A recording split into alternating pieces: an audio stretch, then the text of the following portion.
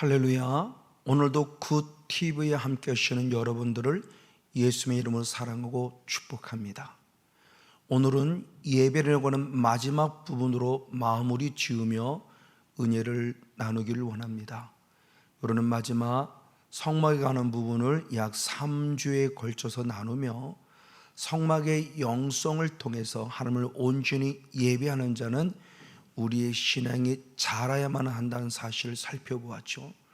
마당들은 어린아이 신앙으로서 번제단과 물두멍을 통과하는 예수의 피와 말씀의 영성으로 예배되고, 또 한 단계 자라가 성소의 신앙 안에 들어와서는 성령의 조명 속에 분향단 앞에서 또 피를 뿌리는 회개 기도와 떡상 앞에 이르는 말씀의 영성으로 우리의 신앙이 자라야 한다는 사실을 살펴보았고, 또 한 단계 더 신앙이 성장해서 지성소의 영성에서 속죄소 위에 예수의 피를 또 뿌리는 회개 기도와 더불어 언약궤를 통해서 드러나는 말씀, 바로 아비의 영성까지 자라는 예배의 성공자가 되어야 한다는 사실에서 우리가 계속 말씀을 나누었죠. 그러므로 믿음은 자라야만 한다는 것을 말씀한다는 거죠. 그래서 데살로니가후서 1장 3절에 사도 바울이 데살로니가 교회를 향해서 너무 기뻐하며 하나님께 감사하는 것은 그들의 믿음이 더욱 자랐다라는 사실에서 감사하고 있습니다. 이때 더욱 자란다는 원어는 시페라욱산어라는 원어인데, 휘페르라고는 원어와 아욱산어로 원어의 합성어입니다. 휘페르는 무엇 위에라는 뜻을 가지고 있고요, 아욱산어는 말 그대로 동사로서 자라다라는 뜻을 가지고 있어요. 즉 자라는 것 위에라고 하는 부분의 모습은 더욱 자라고 있다는 것을 칭찬하고 축복하는 것이죠. 이에 사도 바울뿐만이 아니라 베드로 역시도 우리들의 신앙이 자라길 원하고 있으니, 베드로후서 3장 18절의 말씀에 예수 그리스도의 은혜와 하나님을 아는 지식 안에서 더 자라가라 라는 똑같은 명령을 주심을 통해서 베드로 역시도 우리의 신앙이 자랄 것을 말하며 아욱산어라는 원어를 사용하고 있습니다. 자, 그러면 자란다고 했을 때 이 자란다는 것이 어디까지 자라야 할 것인가? 역시 사도 바울은 에베소 4장 13절과 15절 말씀에 하나님을 믿는 것과 아는 것에 하나가 되어서 온전한 사람을 이루어 그리스도의 장성한 분량이 충만한 데까지 이르니 바로 그에게까지 자라라. 그는 곧 예수 그리스도라 말하며, 예수 그리스도 안에서 예수 그리스도를 닮아가기까지 충만하게 자란다는 사실을 말씀해 주고 있습니다. 그럼 예수님께까지 자란다는 것을 여러 가지 해석을 할 수 있을 거예요. 그리스도의 성품을 닮아내는 부분도 해석할 수 있지만, 오늘은 또 다른 관점에서 봤을 때 결국 예수 그리스도까지 자라는 것은 하나님의 나라가 자란다는 것을 얘기하는 방법을 한번 말씀을 생각해 보길 원합니다. 마가복음 1장 15절의 말씀에 하나님의 나라가 가까웠으니 회개하고 복음을 믿으라는 예수님의 거룩한 말씀이 선포됩니다. 하나님 나라가 가까웠다고 표현했어요. 그 하나님의 나라가 가까웠다는 그 말을 다른 말로 표현하면 하나님의 나라를 이루신 예수님을 보여준다고 할 수도 있겠죠. 그러니까 예수님이 가까웠으니 너는 회개하고 복음을 믿으라 이렇게 표현했을 때, 하나님 나라가 자란다, 즉 그리스도의 장성한 자의 분량이 이리까지 자란다는 것은 우리 안에 하나님의 나라가 계속적으로 자라갈 것을 말씀하고 또는 사실로도 우리가 한번 해석해 볼 수 있을 겁니다. 근데 중요한 것은 자란다라고 표현했어요. 자란다는 표현은 생명력이 있는 존재에게만 사용되는 단어죠. 돌에게, 생명 없는 돌에게 자란다라고 표현하지 않아요. 생명력 있는 존재에게 자란다고 표현하는데, 하나님의 나라가 자라된다고 표현했다는 것은 하나님의 나라에 생명력이 있다는 거죠. 믿음이 자란다는 것은 믿음 안에 생명이 있다는 것이고, 구원에 이르도록 자란다는 것은 구원 자체가 생명이 있음을 우리에게 말씀해 주고 있다는 사실을 조금 더 한번 심도 있게 생각해 볼 필요성이 있습니다. 이 생명력 있는 하나님의 나라가 자라야 되는데, 그 자라는 부분 속에 얘기했을 때 바로 조금 전에 말한 예수 그리스도가 하나님의 나라 출발점이라는 사실을 말씀해 줍니다. 이 말을 달리 말하면, 그럼 과연 하나님의 나라는 뭐냐는 거죠. 하나님의 나라는 오직 한 가지로 말하면 하나님의 통치를 받는 삶을 사는 자가 하나님의 나라가 이루어진 자예요. 하나님의 다스림을 받는 자입니다. 대표적으로 역대상 28장 5절에 아비 다윗이 솔로몬을 하나님께 감사 기도할 때, 하나님 우리 아들 솔로몬을 왕으로 삼으시니 감사합니다. 그때 왕이 이스라엘 나라가 세워진 걸 말하는 것이 아니라 중요한 고백이 여호와의 나라 위에 세워진 이스라엘 민족, 이게 하나님의 통치를 받는 거죠. 즉 솔로몬은 내가 왕이 되도록 끝남이 아니라 그 솔로몬 이스라엘 민족 그 모습이 하나님 여호와 나라 위에 세워졌다는 것이기 때문에 하나님의 통치를 받는다는 사실에 대해서 분명히 알려주고 있다는 사실이에요.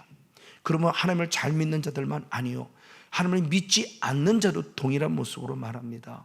그래서 주님께서 다니엘서 4장 25절의 말씀에 느부갓네살은 이방인에게 말할 때도 내가 하나님이 너를 다스리고 너의 나라를 다스리면 내가 아는 순간 내가 형통할 것이라고 표현하며, 예수 그리스도를 믿지 않는 민족까지도 하나님의 나라가 이루어지는 통치 안에 있다는 원하고 있다. 그러므로 이것을 지금 우리에게 적용시키면 전 세계 모든 우주 만물 자체가 주님의 통치, 주님의 다스림을 받는다고 할 수 있죠.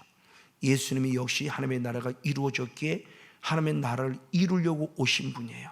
그래서 누가복음 4장 1절에도 예수님이 성령 충만하셨고 아멘, 그리고 성령의 이끌림 받아서 광야로 가셨는데, 그 이끌림 받는다는 것이 주님의 통치를 받고 있다는 삶을 얘기하니, 예수님마저도 내 뜻을 이루러 오신 것이 아니라 하나님의 뜻을 이루러 오셨음을 성경 안에서 분명히 살펴볼 수 있습니다. 맞아요. 그러면서 이 하나님의 자란다는 것은 한순간이라 계속적으로 자라는 생명의 능력이 있음을 말하죠. 그냥 하나님의 나라가 이루어졌다가 아니에요. 하나님의 나라는 계속 이루어져 가는 현재 진행형의 의미를 가지고 있어요. 왜냐하면 요한복음 10장 10절 하반절의 말씀에 예수님 스스로가 말씀하기를 내가 이 땅에 온 것은 생명을 얻게 하고 더 풍성케 하시는 분이에요. 그냥 생명을 얻었다로 끝나지 않아요. 그 생명이 더 풍성해지를 원하면서 그 영생의 생명력 있는 그것이 자라기를 원하는 것처럼 하나님 나라 역시도 하나님의 나라가 이루어졌다, 계속 하나님의 나라가 이루어져 간다라고 하는 의미 속에서 아주 중요한 의미를 가지고 있습니다. 그런데 이 하나님의 나라는 그럼 무엇으로 시작하느냐? 조금 전에 앞에 읽었던 마가복음 1장 15절의 말씀에 하나님 나라가 가까스니 회개하고 복음을 믿으라 그랬어요. 축복의 출발점이 회개로 시작이 돼요. 그래서 마가복음 1장 15절에 회개로 시작한 그 말씀은 이제 그런 마지막도 역시 회개로 마쳐야 되는데, 고린도후서 7장 10절 말씀에 하나님의 뜻대로 하는 근심은 아멘, 우리를 구원에 이르게 하는 회개를 이룬다고 표현해요. 맞아요. 회개가 시작돼서 하나님의 나라가 이루어졌는데, 회개로 마무리 지을 때 구원에 이르게 해요. 하나님의 나라 이르게 해요. 그래서 구원을 이루는 놀라운 삶, 회개를 이루어가는 삶을 우리에게 준다는 사실을 통해서 회개도 한 번으로 끝남이 아니라 계속적으로 회개가 필요함에 대한 부분을 우리는 분명히 살펴볼 수 있습니다. 그리고 복음을 믿으라 그랬죠. 이제 회개를 하나님의 나라가 시작됐을 때 그 복음을 믿는 그 복음의 본질은 말씀이죠. 그런 말씀을 무엇이라고 했는가? 누가복음 8장 11절 말씀에 하나님의 나라 비유를 설명하면서 하나님의 말씀이 씨다라는 표현을 했어요. 말씀이 씨예요. 씨가 심겨진 거예요. 말씀의 씨가 내 안에 심겨지면서 그 씨가 자라가고 있다는 사실을 강조해 주고 있는 거죠. 그래서 똑같은 병행 구절에 마가복음 4장 26절 말씀에서는 하나님의 나라는 씨를 뿌림에서 시작된다고 그러면서 그 씨, 하나님의 말씀이 뿌려지기 시작하면서부터 하나님의 나라 출발이 된다는 말씀의 영권 앞에 서는 것을 가르쳐줘요. 그래서 길가밭이 말씀을 듣고요, 돌밭이 말씀을 듣고요, 가시밭이 말씀을 듣고요, 옥토밭이 말씀을 들어요.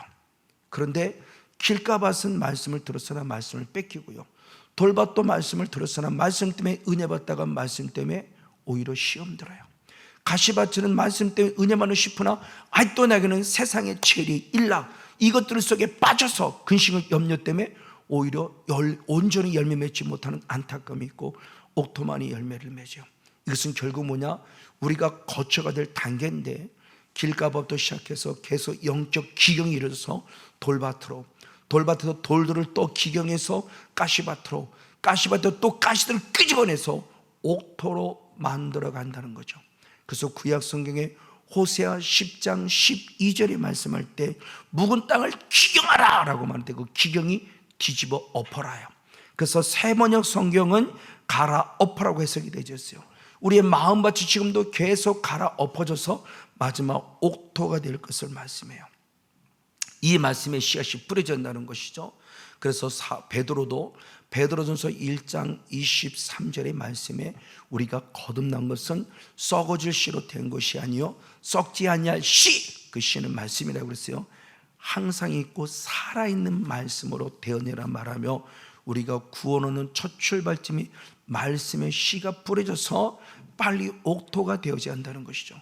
그리고 옥토는 계속해서 말씀을 더 사모해야 돼요. 그래서 베드로전서 2장 2절의 말씀에 갓난 아이들과 같이 순전하고 신령한 것을 사모하라. 왜? 그 이유는 구원에 이르도록 자라게 하기 위함이다. 아멘. 그러니까 말씀으로 구원을 받았으면 말씀을 계속 사모해서 구원에 이르도록 자라가야 돼요. 어린아이 신앙에 머무르면 안 되고 청년과 아비의 신앙으로 자라간다고 말합니다. 자, 그런데 다시 마가복음 4장 27절로 돌아가면 하나님께서 씨를 뿌려서 씨가 나서 자라는 가운데 어떻게 된 것을 알지 못한다라고 표현해요. 이 말씀의 과연 의미가 뭘까요? 이걸 쉬운 성경은 그 씨가 어떻게 자라는지를 알지 못한다고 표현해요.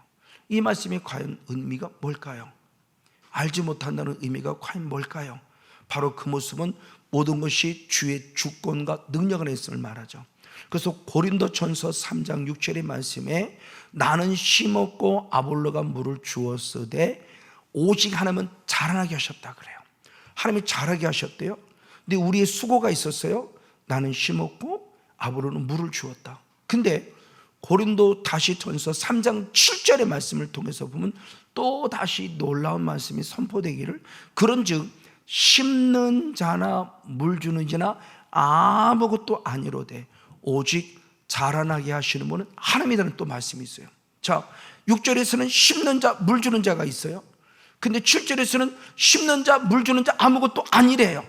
분명히 우리 수고를 요구하셨는데 우리 수고가 아무것도 아니라고 말해요. 왜 그랬을까요?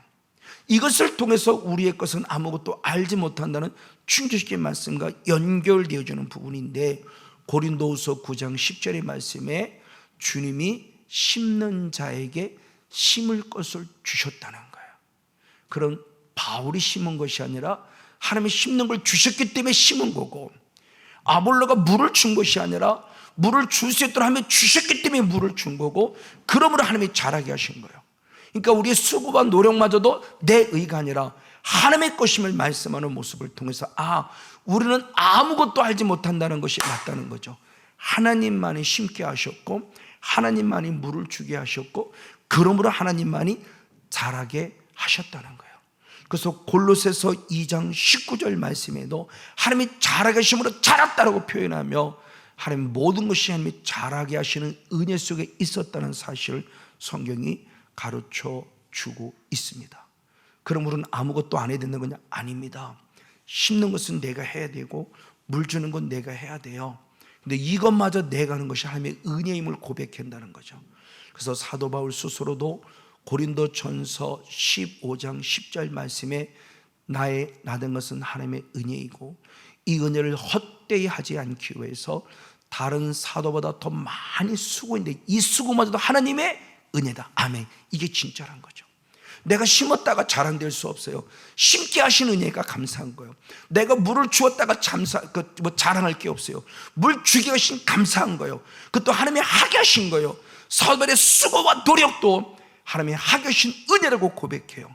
이 부족한 죄도 이제 이 말씀의 의미를 깨닫고 하루하루 살아가며 감사하며 하나님께 영광 돌리는 귀한 삶을 살고 있어요. 이것이 결국 내가 하는 게 아니라는 거죠. 그래서 사도 바울은 이렇게 고백했으니 베드로 전 빌립보서 3장 3절의 말씀에 성령으로 봉사하고 나를 자랑하지 않고 예수를 자랑하는 자가 진정한 영적 할례당이라고 고백했고, 그래서 베드로이서도 고백하기를 베드로전서 4장 11절 말씀에 우리가 누군가가 봉사하려면 하나님의 공급한 힘으로 하라라고 말하며 내가 한 것이 아니라 하나님이 하게 하심이 돼서 바울도 하나님께 영광, 베드로도 하나님께 영광 누리는 모습을 살펴볼 수 있습니다. 맞아요. 이렇게 성령으로 봉사하는 대표님이 누구냐? 예수님이에요. 우리에게 귀한 모델이 됐어요. 무엇으로? 성령으로. 그 시작의 출발점 자체가 성령이었고 마지막 역시도 성령이었다는 것을 강조해줘요. 그러면 이것은 누가복음 1장 35절의 말씀에 잉태하는 순간부터 성령의 임재와 능력이 덮음으로 시작이 됐어요. 그리고 공생의 사역을 시작하는 누가복음 3장 22절의 말씀에도 성령이 임하셔서 예수님의 공생의 사역을 시작하게 하셨습니다. 그럼 멈추냐? 아니요. 누가복음 4장 1절에 보니 성령이 충만하셨어요. 요단강에 돌아올 때 이미. 그러니까 세례 요한에게 세례받는 순간 성령 충만하시고 더 나아가 성령이 이끌림을 받았어요. 성령의 통치를 받은 거죠. 성령이 이끌려서 어디로 갔냐? 광야로 갔어요. 마귀한테 시험을 받았어요. 처음에 이게 이해가 안 됐어요. 왜 성령이 이끄시는데 광야로 가서 마귀한테 시험을 받아? 이제는 영의 세를 조금 알고 영적 사역을 더 악한 영과 싸우다 보니까 이제는 이 비밀을 알죠. 나중에 언젠가 또 말씀을 기회가 있으면 풀어보도록 하겠고, 그럼 이것으로 끝나냐? 아니요. 더 나아가 누가복음 4장 14절의 말씀을 통해서 보면 예수님의 마지막 성령의 권능으로 일하셨다고 표현해요. 그러니까 예수님마저도, 하나님의 아들인 예수님, 당신이 친히 기름 부음 받아 그리스도를 증명함에 있어서 태어나는 순간 공생의 사역, 그리고 실제적인 사역 속에서 광야로 이끌림 받고 성령의 권능으로 일해서 많은 악한 영을 쫓아내고 죽은 자를 살리고 병든 자를 고치고 많은 생명을 살린 예수님의 모습. 맞아요. 오늘 이것이 우리들의 신앙 안에서 필요하며 잘하는 단계에 대한 모습을 분명히 보여주고 있습니다. 이렇게 해서 성령의 모습은 지속적이고 계속적으로 성령 받을 것의 부분을 말해요. 이걸 대표적인 말씀이 사도행전 1장 8절입니다. 성령이 너에게 임하시면, 그런데 그 시제가 원어는 과거예요. 그리고 너희가 권능을 받고, 그런데 그 시제가 미래와 과거를 같이 쓰고 있어요. 그리고 증인이 되려갈 때 그 동사 역시도 시제가 미래와 현재형을 같이 쓰고 있어요.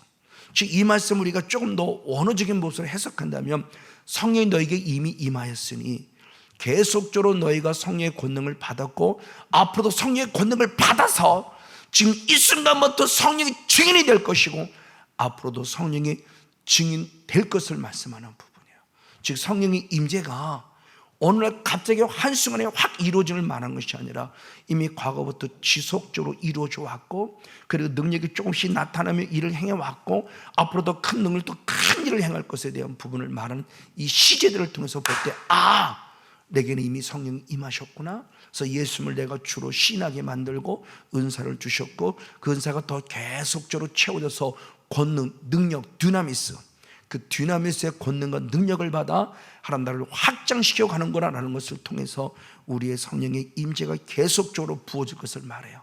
그래서 성경을 말할 때 시편 92편 10절 말씀에도 신선한 성령의 기름 부음을 받으라고 표현하고 있고, 역시 구약 성경 에스겔서 36장 26절 말씀에도 새 영을 부음 받았다, 새 마음의 부음을 받았다 표현해요. 이것은 이제서야 이제껏 없던 새로운 것이 오는 것이 아니라 어제까지 우리는 새 영을 받아서 오늘 또 새 영을 받고, 어제까지 우리 새 마음을 받아 오늘 또 새 마음을 받아야 될 중요한 영적 원리를 알려주고 있음을 성경에서 살펴볼 수 있게 됩니다. 맞습니다. 그래서 성령의 임재됨을 잘 설명하는 것이 바로 에스겔서와 스가랴서입니다. 그래서 에스겔서 47장 1절의 말씀에 보는 성전의 문지방 밑에서 물이 흘러 그리고 동으로 나무로 흘렀다. 스가랴 선지자 역시도 스가랴 14장 8절 말씀에 생수가 예루살렘에서 솟아나서 절반은 동으로 절반은 서해로 흘렀다고 표현해요. 이 사실을 예수님이 시인하고 인정하니 요한복음 7장 38절 39절의 말씀에 성경의 이름과 같이 방금 에스겔서 스가랴서가 성경에 이미 기록된 것과 같이 우리의 배에서 성령의 생수가 강같이 흐를 것이니 이 배에서는 성령의 생수는 바로 성령을 가리켜 말씀하시는 말하며 이미 성경에 기록된 이 생수의 흐름은 성령을 말하고 있고 이것이 성전부터 흘러서 살려냈다는 사실을 말씀해 주고 있죠. 근데 이것이 한 번입니까? 아닙니다. 순서가 있었던 거죠. 그래서 에스겔 47장 3절의 말씀에 1천척을 들어갔더니 발목을 적셨다고 그래요. 발목에 이르는 신앙입니다. 늘 주께로 가까이 가는 신앙. 그래서 시편 73편 28절 말씀에 하나님께 가까이 복이라 말하며 늘 주께로 한 걸음씩 가까이 가야 돼요.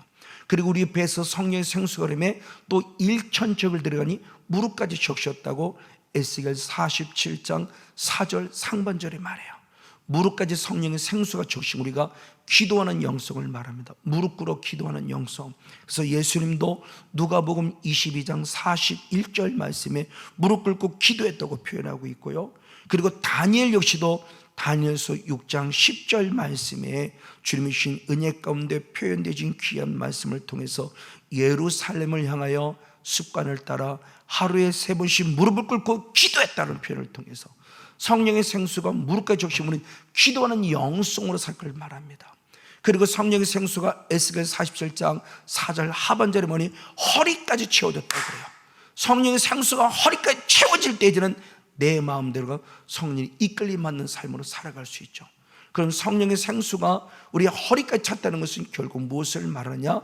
영적 삶의 승리자가 되었던 모습을 말해요. 왜냐하면 배라고 하는 기준, 허리라고 하는 기준은 내 의도와 의지와 상관없이 혈통이란 합법적인 통로를 타고 흘러내리는 아담 위의 재성들이 있어요.